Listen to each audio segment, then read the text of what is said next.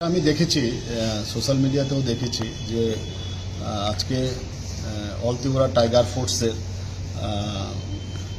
জঙ্গি commander in chief ছিলেন রঞ্জিত দেববর্মা জঙ্গি কমান্ডার ইন চিফ ছিলেন রঞ্জিত দেববর্মা পরবর্তী সময়ে সারেন্ডার করেছেন কিনা সেটা নিয়ে অনেক কোশ্চেন আছে।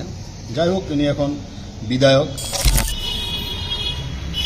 আজকে পশ্চিম থানায় এসেছি আমার বিরুদ্ধে কিছুদিন ধরে যে আমার বাংলাদেশের ফেক আইডি কার্ড এবং বার্থ সার্টিফিকেট নিয়ে হেডলাইন্স ত্রিপুরা এবং অন্যান্য ছোটো ছোটো বিভিন্ন সোশ্যাল মিডিয়াতে আমার এগেনস্টে প্রচার করেছে। বিশেষ করে হেডলাইন ত্রিপুরা ধারাবাহিক আমার বিরুদ্ধে এটা প্রচার করা হয়েছে কোনো তথ্য যাচাই না করে, এবং আমাকেও জানায়নি যে আমার যে ভোটার আইডি কার্ড বাংলাদেশে এবং বার্থ সার্টিফিকেট যে এটা সঠিক কিনা বা এটা ফেক কিনা সে বিষয়টা তারা জানার প্রয়োজন বোধ করে।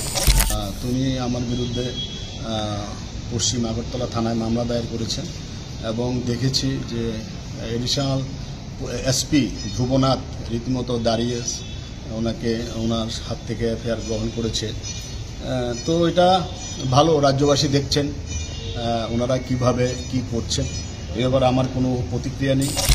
কিন্তু আমি দেখতে পাচ্ছি যে সোশ্যাল মিডিয়া বা অন্যান্য জায়গায় যে অন্যান্য নেতৃবৃন্দের নামেও ফেক এরকম অনেক আইডি কার্ড বার্থ সার্টিফিকেট বাইর হয়েছে। হেডলাইন ত্রিপুরা তাদের বিরুদ্ধে কিন্তু কিছু নিউজ বাইর করেনি। আমি মনে করি আমি একজন উপজাতি এসটি কেন্দ্র থেকে আমি নির্বাচিত হয়ে আছি এবং এই হিসাবে আমার বিরুদ্ধে মনে হয় ওনারা এটা প্রচার করেছেন। এবং যিনি এই হেডলাইন ত্রিপুরার কর্ণধার এবং উনি বর্তমান ত্রিপুরা আগরতলা প্রেস ক্লাবেরও উনি প্রেসিডেন্ট এবং প্রেস ক্লাব অফ ইন্ডিয়ারও উনি মেম্বার এবং দীর্ঘদিন উনি সাংবাদিকতার অভিজ্ঞতা আছে।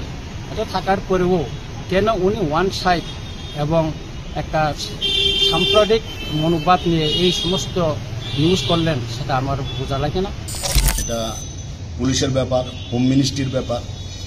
তো আমি এই ব্যাপারে আমার যারা লয়ার রয়েছেন তারা বিষয়টা দেখছেন, ওরা যা করার করবেন। কিন্তু একটা বিষয় যে রঞ্জিত দেববর্মার বিরুদ্ধে যে বিষয়টা নিয়ে ওনারা আমার বিরুদ্ধে অভিযোগ এনেছেন সেটা হলো হেডলাইন্স ত্রিপুরা ওনার ডুয়েল সিটিজেনশিপ বা ডুয়েল আইডেন্টি কার্ড নিয়ে নিউজ করেছে।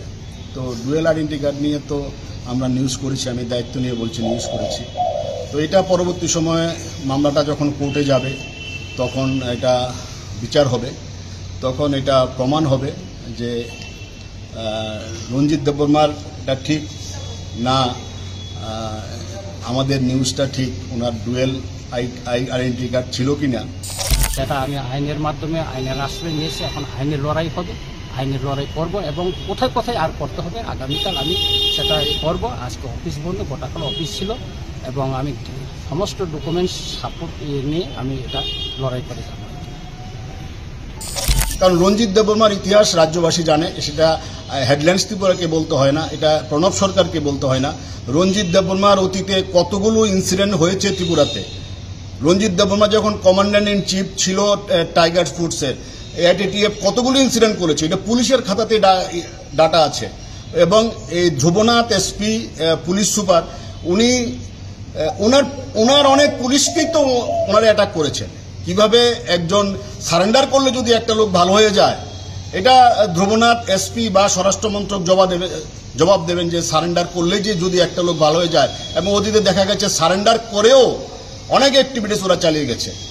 আর রঞ্জিত দেববর্মা বর্তমানে কি করছে সে রিপোর্ট হোম মিনিস্টারের কাছে আছে, সে রিপোর্ট রাজ্যের মাননীয় মুখ্যমন্ত্রীর কাছে আছে, সেন্ট্রাল আমিও পাঠিয়েছি, সেন্ট্রাল হোম মিনিস্ট্রির কাছে পাঠিয়েছি ডিটেলস, এবং প্রধানমন্ত্রী মন্ত্রকের কাছে আমি পাঠিয়েছি।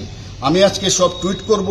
আমিও আর একটা মামলা করছি রঞ্জিত দেববর্মার বিরুদ্ধে আজকে, যে উনি কিভাবে একটা মিথ্যাকে আশ্রয় করে অতীতকে ধামাচাপা দেওয়ার জন্য একটা মামলা করতে পারে। আমিও আর একটা মামলা করছি, আমার লয়ার ইতিমধ্যে এটা রেডি করছে আমার।